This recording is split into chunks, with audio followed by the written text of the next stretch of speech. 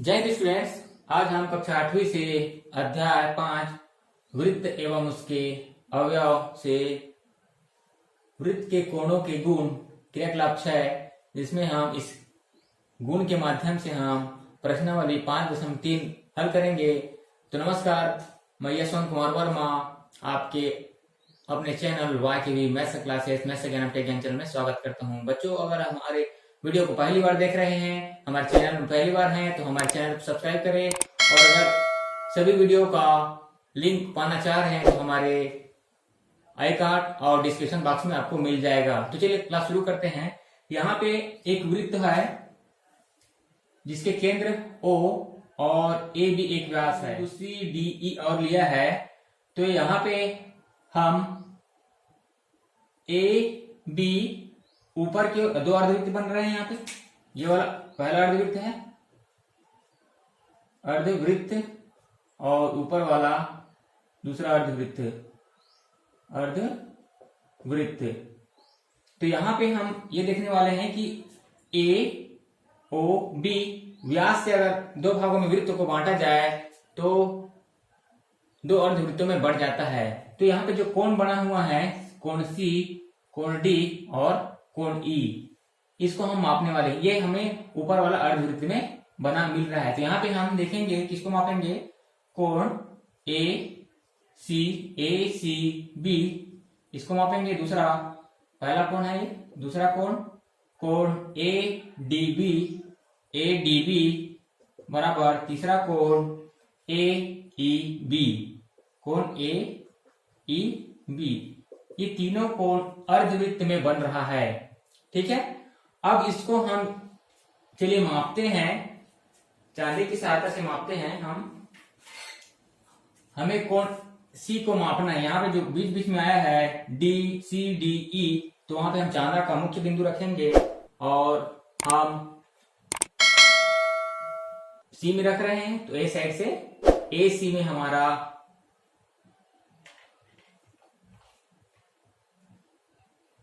कटान बिंदु मिले, ऐसा ये ढका होना चाहिए। तो जब देखें हम A साइड से गिनना शुरू करेंगे तो क्या हो जाएगा, 10, 20, 30, 40, 50, 60, 70, 80 और ये 90 देखो मिल रहा है, ये 90 अंश। दूसरा हम बच्चों, हमारे पास सेट स्क्वायर भी होता है इसको नापने के लिए। इसमें हमने आपको परिचय दिया था, ये वाला कोण 90 अंश होता है। तो नाप कर हम इसको बिल्कुल लिख सकते हैं, ये 90 अंश है, हमने नापा है अभी। उसी प्रकार इसको मापेंगे, देखिए D को मापेंगे तो बिल्कुल 90 अंश का कोण बन रहा है, ये भी 90 अंश हो गया। उसी प्रकार AEB को मापें, AEB, ये बिल्कुल हमें 90 अंश मिल रहा है। सेट स्क्वायर में भी नाप सकते हैं। ये हमारा 30 अंश का है, ये 90 अंश का है और ये वाला 60 अंश का है। तीनों कोणों का योग 180 अंश होना चाहिए। तो यहां पे हम देखें तो निष्कर्ष क्या निकल रहा है, देखिए निष्कर्ष, ये जो कोण बन रहे हैं, तीनों कोण बन रहे हैं, कहां बन रहे हैं, अर्धवृत्त में बन रहे हैं, चाहे ऊपर बने चाहे नीचे बने, एक अर्धवृत्त में बनना चाहिए। तो हम इसको नाप रहे हैं, तो तीनों कोणों का मान क्या आ रहा है, 90 अंश आ रहा है, 90 अंश, 90 अंश, 90 अंश। तो यहां पे हम ये कह सकते हैं कि अर्धवृत्त पर बना कोण 90 अंश का होता है। कह सकते हैं अर्धवृत्त का कोण 90 अंश, जिसको हम समकोण कह सकते हैं, समकोण होता है।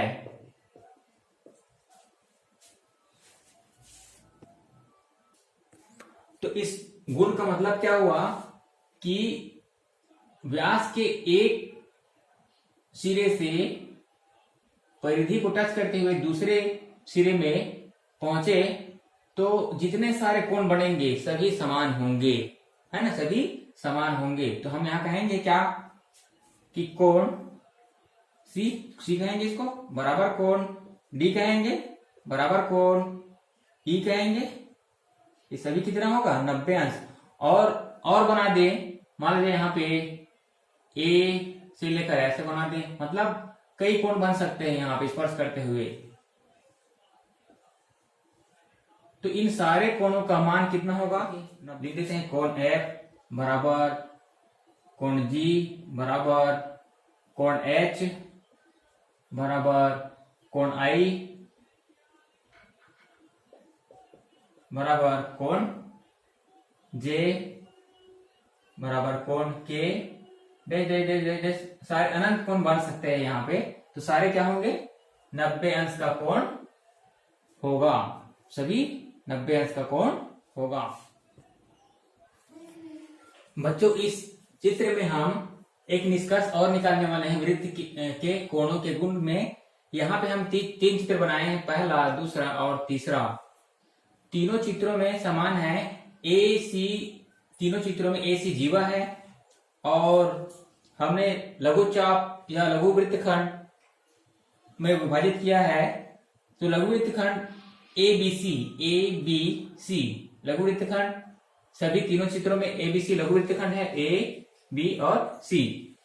और दीर्घ वृत्तखंड जिसको दीर्घ चाप भी कहेंगे CDA जो बड़ा दिख रहा है ना, वो दीर्घ वृत्तखंड है। और यहाँ पे हम इन तीनों चित्रों में देखेंगे कि लघु वृत्तखंड में कोण ABC बन रहा है और दीर्घ वृत्तखंड में कोण CDA बन रहा है, CDA और क्या है CDA।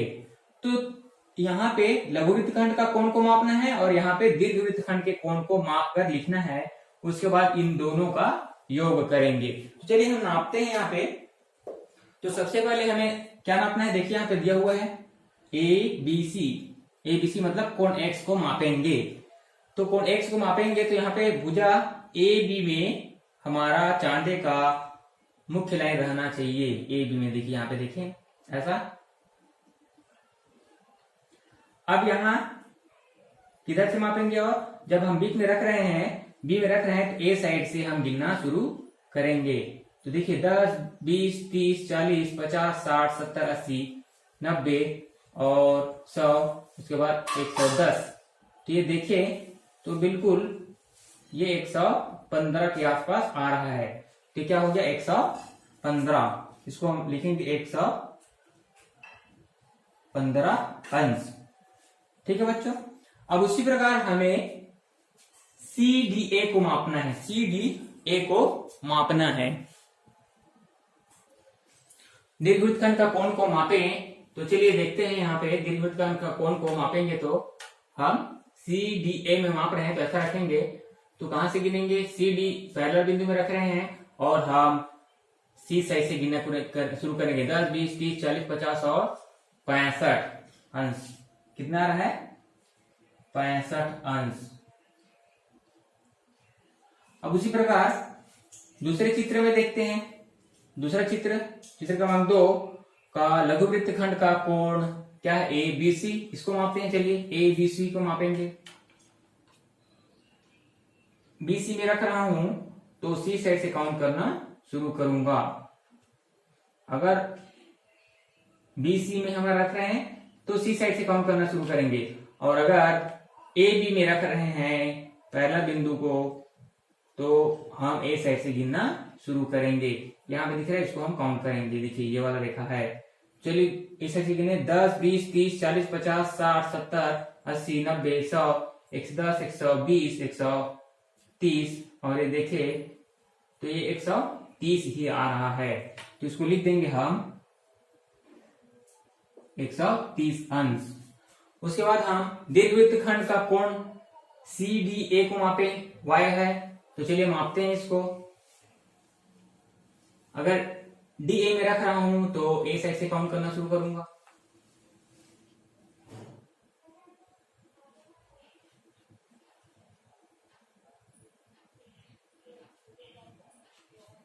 किने तो देखिए 50 आ रहा है, ये 50 अंश आ रहा है।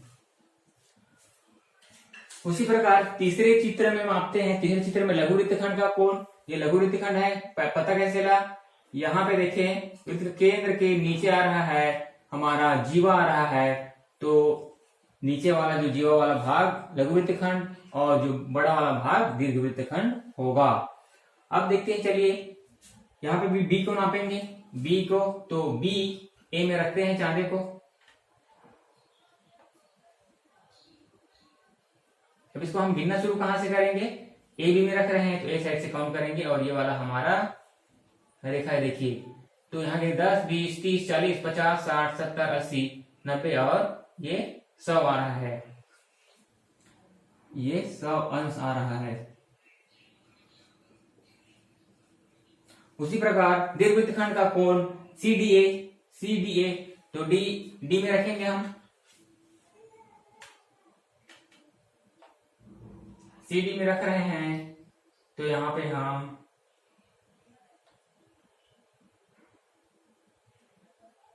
चलिए गिनते हैं। यहाँ पे सी साइड से गिनना शुरू करेंगे, डी को माप रहे हैं तो 10 20 30 40 50 60 70 और ये 80 आ रहा है।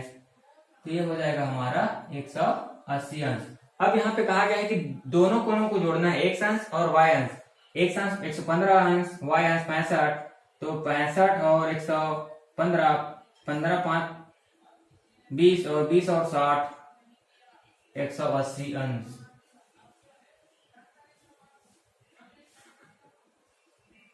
उसी प्रकार 130 में 50 जोड़ेंगे 180 अंश आ जाएगा।